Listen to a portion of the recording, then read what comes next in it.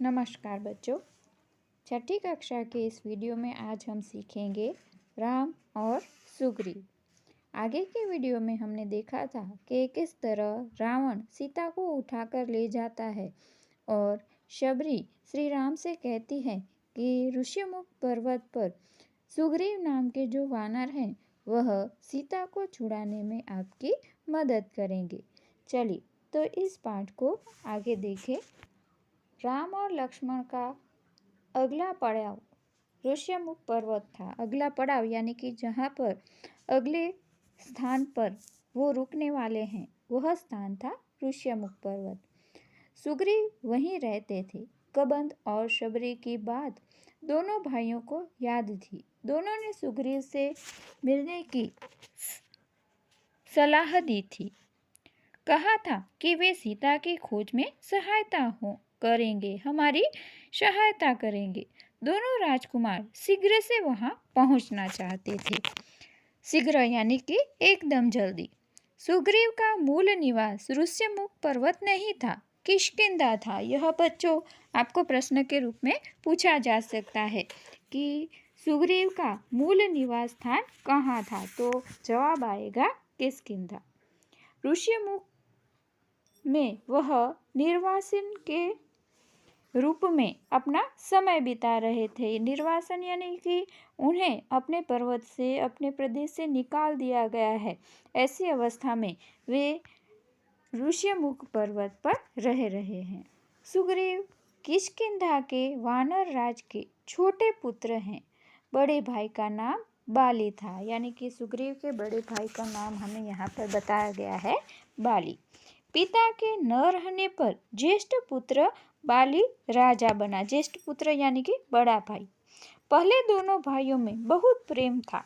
राजकाज में किसी बात को लेकर मनमुटाव हुआ, यानी कि झगड़ा हो गया।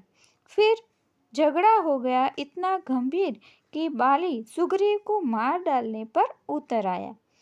जान बचाने के लिए सुग्रीव को ऋष्यमुख पर्वत पर आना पड़ा। ये कहानी बताई गई है कि किस तरह किष्किंधा से निकलकर सुग्रीव ऋष्यमुख पर्वत पर आ पहुंचे हैं। ऋष्यमुख आकर भी सुग्रीव का डर कम नहीं हुआ था। वह अपने बड़े भाई बाली से डर रहा है कि किसी न किसी प्रकार वह सुग्रीव को अवश्य कष्ट पहुंचाएगा।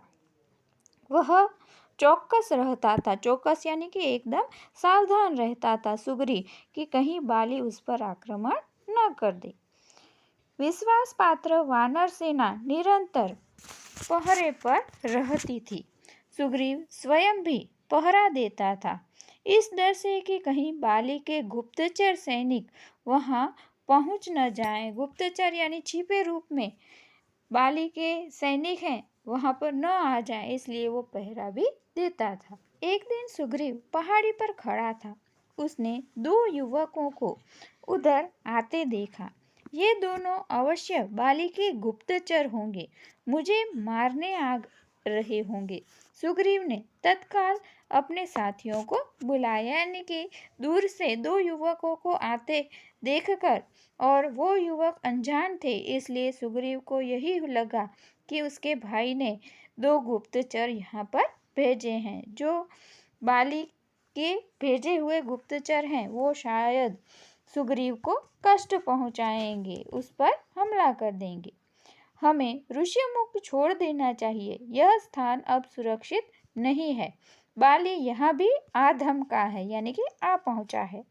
सुग्रीव ने अपने साथियों से कहा, मैंने दो युवकों को इधर आते देखा है।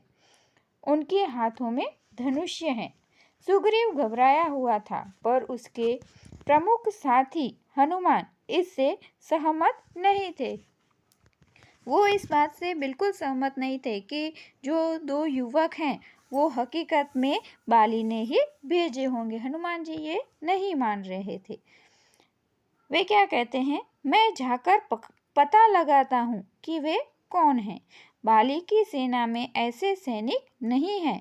हनुमान ने भी दोनों युवकों को देख लिया था। हनुमान पर सुग्रीव को भरोसा था, उसने बात मान ली। राम और लक्ष्मण पहाड़ी पर चढ़ते चढ़ते थक गए थे। वे पहाड़ी सरोवर के पास रुके थकान मिटाने के लिए, मुंह हाथ धोने लगे। तभी भेष बदलकर हनुमान वहां आ गए। शिष्टता से प्रणाम किया, पूछा, आप दोनों कौन हैं? वन में क्यों भटक रहे हैं? आपका भेष मुनियों जैसा है। भेष यानी कि पहरवेश मुनियों जैसा है, लेकिन चेहरे से आप राजकुमार लगते हैं। इस तरह हनुमान दोनों भाइयों से सच बात उगलवाना चाहते हैं या जानना चाहते हैं। हम सुग्रीव से मिलने जा रहे हैं, हमें उनकी सहायता की आवश्यकता है। क्या आप उन्हें जानते हैं? राम ने विनम्रता से पूछा। प्रारंभिक बातचीत में ही हनुमान स्थिति भाप गए, यानी कि समझ गए। वे अपने मूल रूप में आ गए। प्रणाम करते हुए बोले, मैं हनुमान हूँ, सुग्रीव का सेवक। उन्होंने आपका परिचय जानने के लिए मुझे यहाँ पर भेजा था। अब भेष बदलकर आए हुए हनुमान अपने हकीकत के स्वरूप में आ जाते हैं और अपना परिचय श्री राम को देते हैं। आगे लक्ष्मण ने उन्हें अपना परिचय दिया, वन में आने का कारण बताया। यह भी बताया कि वे कबंध और शबरी की सहायता और सलाह पर यहाँ आए हैं, सुग्रीव से मिलने आए हैं, उनसे सहायता मांगने के लिए। हनुमान के चेहरे पर हल्की सी मुस्कुराहट आ गई।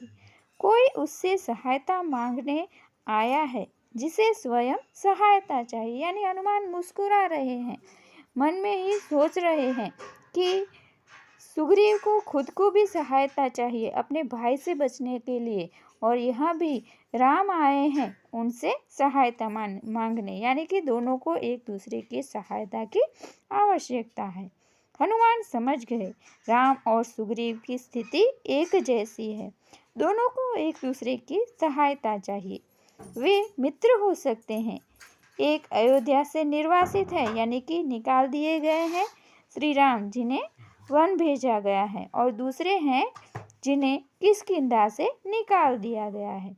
एक की पत्नी को रावण उठा ले गया और दूसरे की पत्नी उसके भाई ने छीन ली है।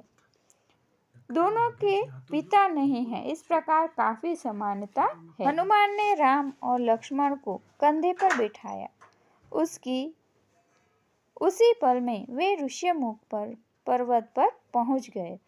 हनुमान ने दोनों को सुग्रीव से मिलवाया। दोनों ने अग्नि को साक्षी मानकर मित्रता का वचन लिया, यानी राम और सुग्रीव ने कहा, आज से हमारे सुख दुख साझा हैं, यानी कि आपका सुख मेरा सुख, आपका दुख मेरा दुख। इस तरह हमारे सुख दुख अब साझा हैं, एक हैं।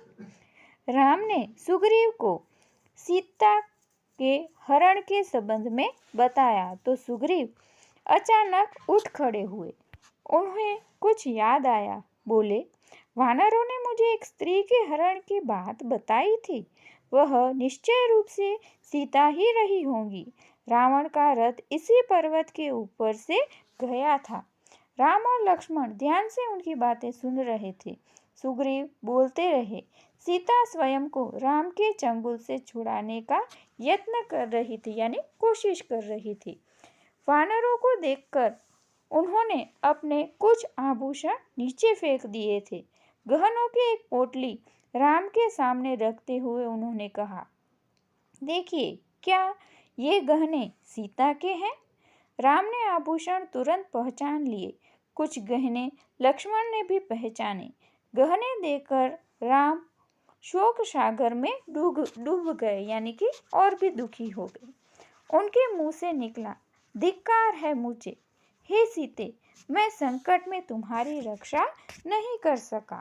मेरा पौरुष, बल, पराक्रम, ज्ञान तुम्हारे काम नहीं आया। यानी मैं भले ही इतना शक्तिशाली, इतना ज्ञानी, इतना बलशाली रहा हूँ, लेकिन तुम्हें मैं बचा नहीं सका। मेरे ऊपर धिक्कार है। यानी अपने ऊपर ही श्री राम क्रोधित हो रहे हैं। यहाँ कुछ प्रश्न दे रही हूँ जिसके जवाब आपको नोटबुक के अंदर लिखने होंगे।